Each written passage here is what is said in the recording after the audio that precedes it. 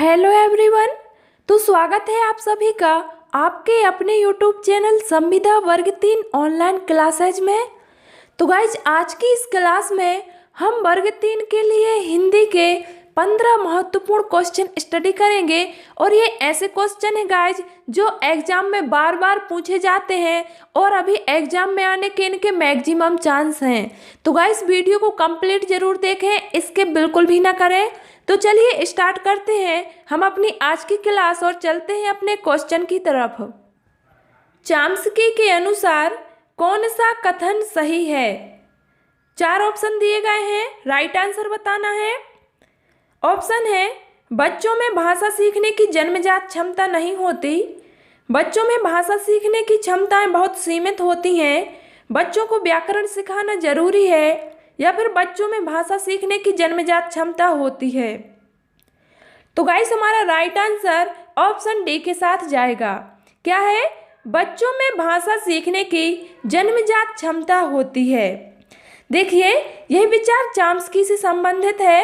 क्या है? बच्चों में एक नैसर्गिक क्षमता होती है जिसके अनुसार उनमें भाषा सीखने की स्वतः ग्राह्यता आ जाती है। तो यहाँ पर हमारा राइट आंसर ऑप्शन डी के साथ जाएगा। क्लियर? चलिए अगले प्रश्न पर आते हैं। भाषाई विविधता। ऑप्शन है भारतीय कथाओं का सत्य है, भाषा की कक्षा में एक संसाधन है, बहुभाषिक बच्चों के संज्ञानात्मक विकास की ओर संकेत करती है, या फिर उपरोक्त सभी।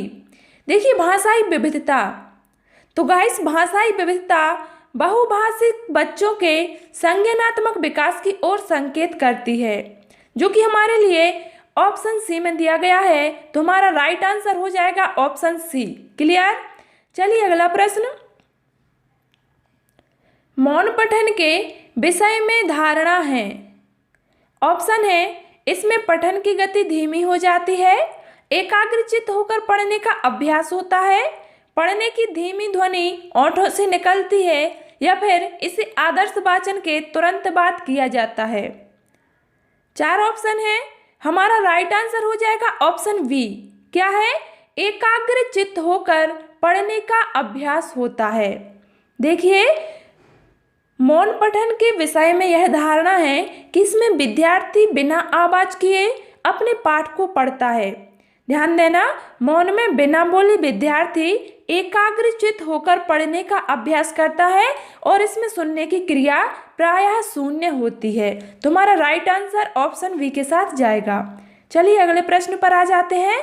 और गाइस यदि वीडियो पसंद आए तो वीडियो को लाइक करना ना भूलें। प्रमुख भाषाई कौशल के अंतर्गत इनमें से कौन सा एक नहीं आता है? देखिए भाषाई कौशल के अंतर्गत ऑप्शन है सुनना, बोलना, हंसना, या फिर लिखना।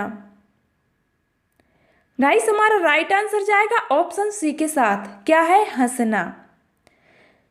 देखिए आपको याद होगा भाषा के संबंध में 4 प्रमुख कौशल आते हैं। कौन कौन से? लिखना, सुनना, बोलना और पढ़ना। ठीक है, ये 4 आते हैं, लेकिन ये हंसना नहीं है। तो हमारा राइट आंसर हो जाएगा ऑप्शन सी, हंसना। चलिए अगले प्रश्न पर आ जाते हैं। सुरभि अक्सर अड़ा वाले शब्दों को गलत तरीके से उच्चारित करती है, आप क्या करेंगे? 4 ऑप्शन है। गाइस यहाँ पर हमारा राइट आंसर जाएगा ऑप्शन डी के साथ। क्या है?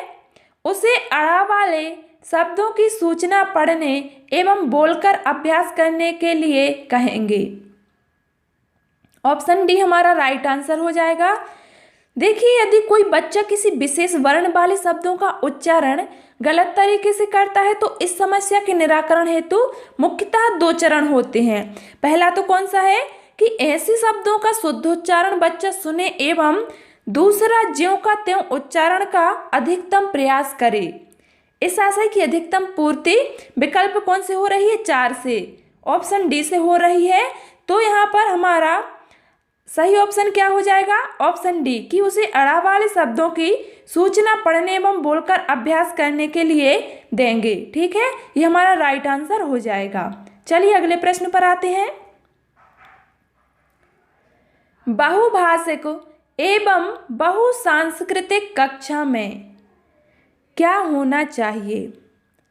ऑप्शन है बच्चों को मातृभाषा का प्रयोग वर्जित होना चाहिए, बच्चों की मातृभाषा को समुचित सम्मान स्थान देते हुए मानक भाषा से भी परिचय कराना चाहिए, बच्चों को केवल मानक भाषा के प्रयोग के लिए ही पुरस्कृत करना चाहिए, या फिर बच्चों की मातृभाषा का ही सदैव प्रयोग किया जाना चाहिए।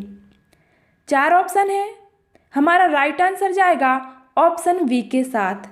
क्या होता है दोस्तों कि ऐसी कक्षाएं जहां अनेक भाषाओं एवं अनेक संस्कृतियों के विषय में जानकारी दी जाती हो, वहां सर्वप्रथम यह आवश्यक है कि बच्चों की मातृभाषा को समुचित सम्मान स्थान देते हुए मानक भाषा से भी परिचय कराना चाहिए। तो यहाँ पर हमारा राइट आंसर ऑप्शन बी के साथ जाएगा। चलिए अगले प्रश्न पर आते हैं। गाइस वीडियो को लाइक करना ना भूलें और अपने दोस्तों के साथ शेयर भी करें। कक्षा में दृष्टिहीन बच्चों के समावेशन के लिए आप क्या करेंगे?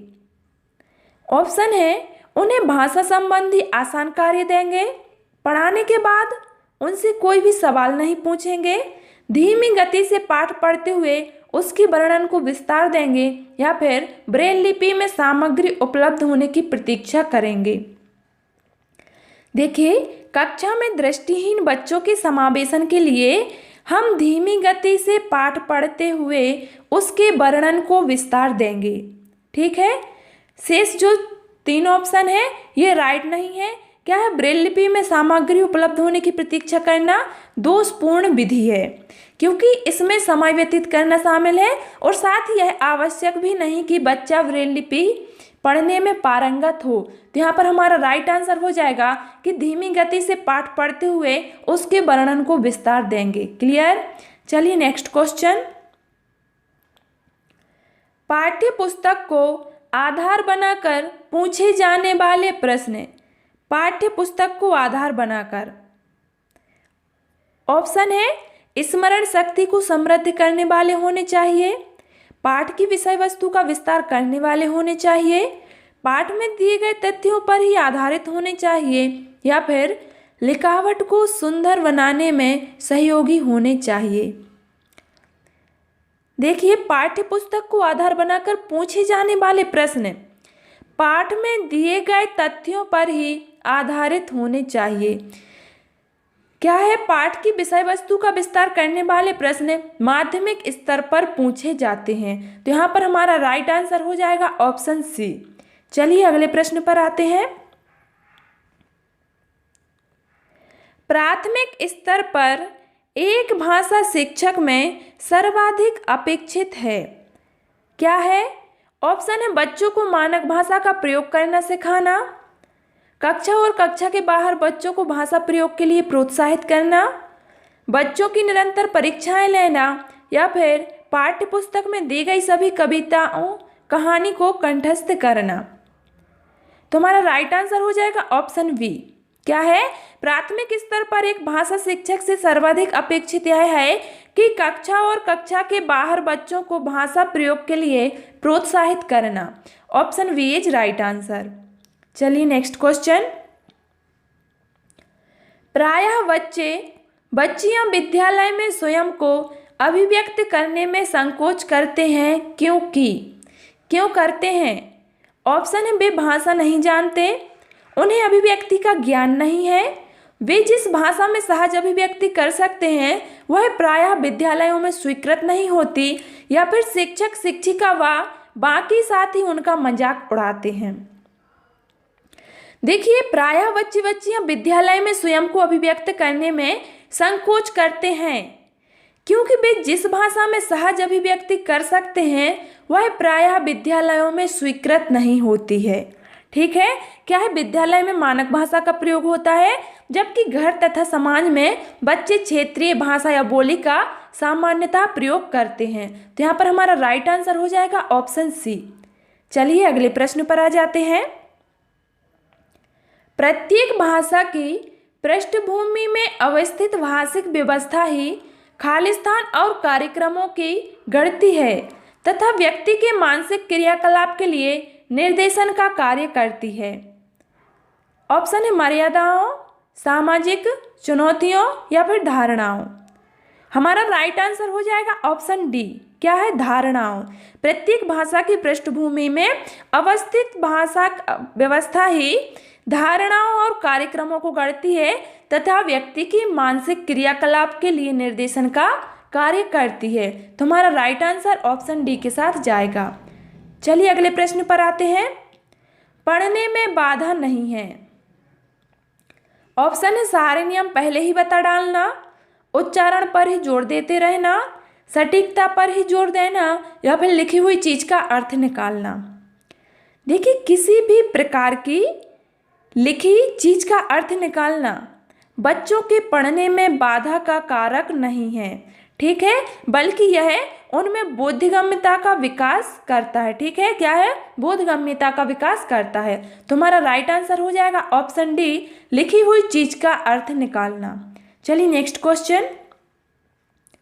बच्चे विद्यालय आने से पहले, ऑप्शन है कोई भी भाषा बोल नहीं सकते, सभी भाषाएं पढ़ सकते हैं, सब कुछ लिख सकते हैं या फिर अपनी बोलचाल की भाषा के अनुभवों से लैस होते हैं। तुम्हारा राइट आंसर हो जाएगा ऑप्शन डी, क्या है, बच्चे विद्यालय आने से पहले अपनी बोलचाल की भाषा के अनुभवों से लैस, कह सकते हैं परिपूर्ण होते हैं। ये हमारा बिल्कुल राइट आंसर हो जाएगा, ये विकल्प सही नहीं है। चलिए अगले प्रश्न पर आते हैं। कोई एक भाषा खालिस्तान लिपियां में लिखी जा सकती है, हाँ उसमें थोड़ा फेरबदल हो सकता है। खालिस्तान में क्या आएगा? ऑप्शन है 3, सभी, सीमित या फिर एक। तो यहाँ पर हमारा राइट आंसर हो जाएगा ऑप्शन बी, क्या है, सभी। कोई भी एक भाषा सभी लिपि में लिखी जा सकती है। Clear, right answer option B के साथ जाएगा। चलिए अगले प्रश्न पर आते हैं। बच्चों के लेखन कौशल का मूल्यांकन करने के लिए कौन सी विधि बेहतर हो सकती है? देखिए, विधि बेहतर हो सकती है, ऑप्शन है अपने अनुभवों को लिखना, श्रुत लेख, पाठ आधारित प्रश्नों के उत्तर लिखना या फिर सुंदर लेख का अभ्यास। तो क्या है दोस्तों कि बच्चों के लेखन कौशल का मूल्यांकन करने के लिए अपने अनुभवों को लिखना बेहतर होता है। क्या है? अपने अनुभवों को लिखना। तो हमारा राइट आंसर ऑप्शन ए के साथ जाएगा। तो गाइस, आज की इस क्लास में मैंने इतने ही क्वेश्चन इंक्लूड किए थे जो कि आपकी एग्जाम की दृष्टि से वेरी आईएमपी क्वेश्चन थे। तो गाइस, यदि आपको आज की क्लास पसंद आई हो तो इस वीडियो को लाइक कर दें और इसी तरह के नए वीडियो पाने के लिए चैनल को सब्सक्राइब करना ना भूलें। Thanks for watching this video.